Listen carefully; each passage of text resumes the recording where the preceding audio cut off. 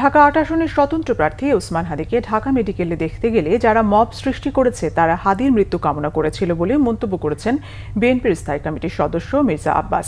হাদীর উপর হামলার প্রতিবাদে শনিবার নয়াপল্টনে বিএনপির বিক্ষোভ মিছিল পূর্ব সমাবেশে এই মন্তব্য করেন তিনি। দুপুরে নয়াপল্টন প্রধান সড়কে বিক্ষোভ মিছিল করেন বিএনপির নেতাকর্মীরা। এ সময় তারা দ্রুত অপরাধীদের গ্রেফতারের দাবি জানান। হাদীর উপর হামলার ঘটনাকে গণতান্ত্রিক অধিকার এবং স্বাধীনতা সার্বভৌমত্বের উপর আঘাত আখ্যায়িত করে মির্জা আব্বাস হুঁশিয়ারি দিয়ে বলেন, এই আঘাতকে প্রতিহত করতে হবে, অপশক্তির কালো হাত ভেঙে দিতে হবে। হাদীকে নিজের সমতুল্য প্রার্থী উল্লেখ করে মির্জা আব্বাস বলেন, তার উপর হামলায় তিনি মানসিকভাবে ক্ষতিগ্রস্ত হয়েছেন। হাদীর উপর হামলার পর তাকে দেখতে হাসপাতালে গেলে আক্রমণাত্মক স্লোগান দেয়া হয়।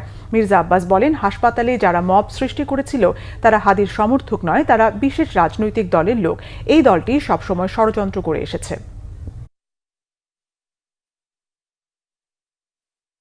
আমি যখন হসপিটালে যাই তখন তারা আক্রমণাত্মক স্লোগান দিচ্ছিল। শান্ত থেকেছি, নীরব থেকেছি, কিন্তু ওই মুহূর্তে যদি আমার নির্দেশনা পেত তাহলে তোমাদেরকে তুলনা করতে আমাদের হাদীকে কখনো প্রতিদ্বন্দ্বী ভাবি না।